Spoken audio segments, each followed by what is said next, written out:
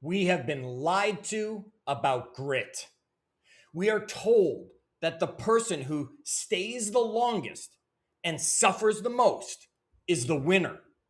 We are told winners never quit. That is a dangerous half truth. Welcome to the Achieve Your Apex podcast. My name is Chad Hyams, and I'll be your host. This is the show designed to help you maximize your strengths, create predictable results, and thrive in every facet of your life. Now, in 1981, Berkeley professor Barry Stahl identified something called the Threat-Rigidity Effect. It's a psychological glitch that happens when the stakes get high. When we feel threatened or uncertain, our focus narrows. Instead of looking for a new way out, we fall back on what we know, even if what we know is exactly what's causing the failure. We call it digging in. We think we're being tough. What I mean is, we are actually just becoming rigid. This is the grit delusion.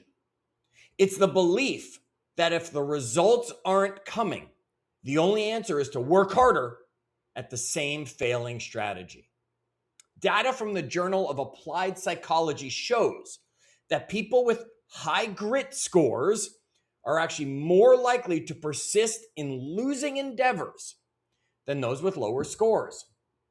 They aren't persisting because it's the right move. They are persisting because their identity is tied to not being a quitter. Think about that.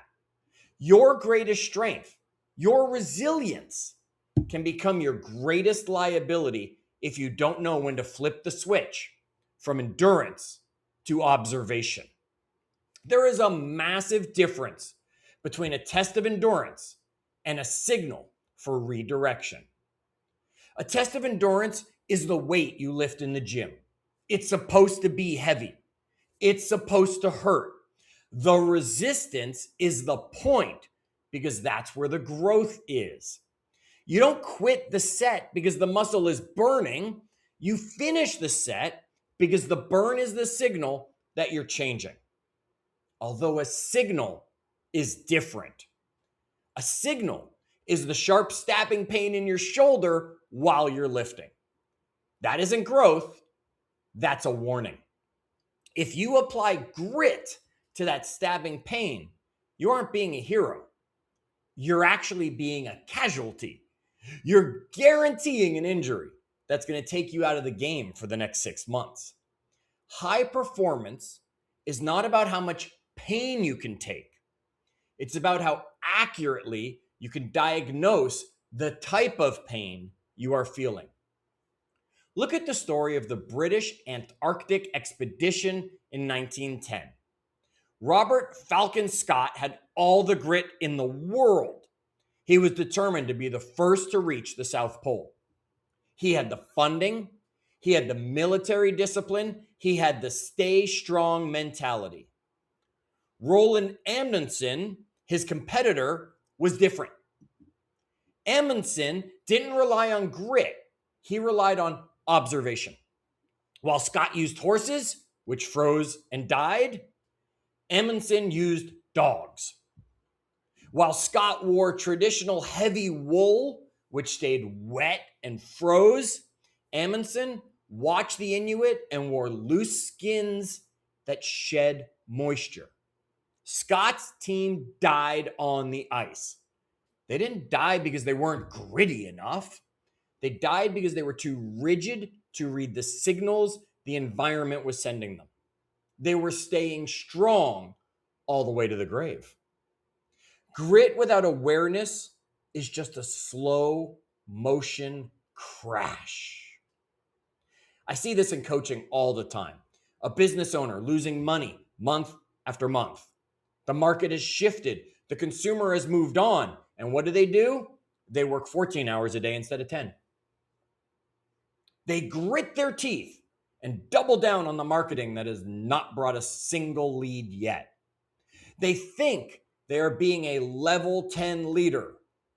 What I mean is, they're being level 10 stubborn. Author John Krakauer noted in Into Thin Air that once Everest was determined to be the highest summit on Earth, it was only a matter of time before people decided that Everest needed to be climbed. Many of those climbers die because they just have too much grit. They focus on the summit so hard, they ignore the turnaround time. On Everest, if you aren't at the summit by 2 p.m., you turn around, period. It doesn't matter if you're 100 feet away. The people who die are the ones who say, I've come too far to quit now. That is the sunk cost fallacy. You believe that because you've invested time, money, or ego into a path. You have to finish it. You don't. You are allowed to be smarter today than you were yesterday. How do you know the difference? How do you stop the delusion? You have to perform a script audit. Ask yourself these questions. Is the resistance coming from the work or from the results? If the work is hard and the results are moving, that's endurance. Stay the course. If the work is hard and the results are flat or declining, that's a signal to you. Am I staying because the goal or because I'm afraid of how it looks if I leave? If you're staying to protect your reputation as a winner, you lost. Winners prioritize outcome. Losers prioritize appearance of effort. And another question to ask yourself, what is this moment making possible for me? When a door slams in your face, your instinct is to kick it down. Stop. Look around. Maybe the door was locked to keep you out of a room that is on fire. Maybe the disruption isn't an obstacle. Maybe it's guiding you down the hall instead. Awareness changes standards. Standards change expectations, and expectations will change your trajectory. If you're fighting a disruption right now and you aren't sure if you should double down or adapt your path, stop. Stop attempting to muscle your way through a signal.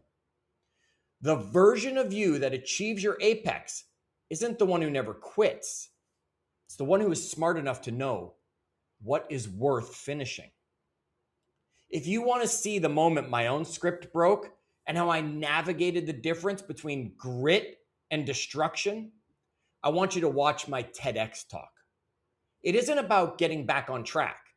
It's about realizing that sometimes the track is the problem. If you want that link, text the word unscripted to 59559. Unscripted to 59559. I'll send you the link. Watch the TEDx talk. Audit your current struggle. Decide if you are lifting for growth or lifting through an injury. Stop existing in that struggle. Own the signal. Reach out to me if you need to. And as always, keep climbing.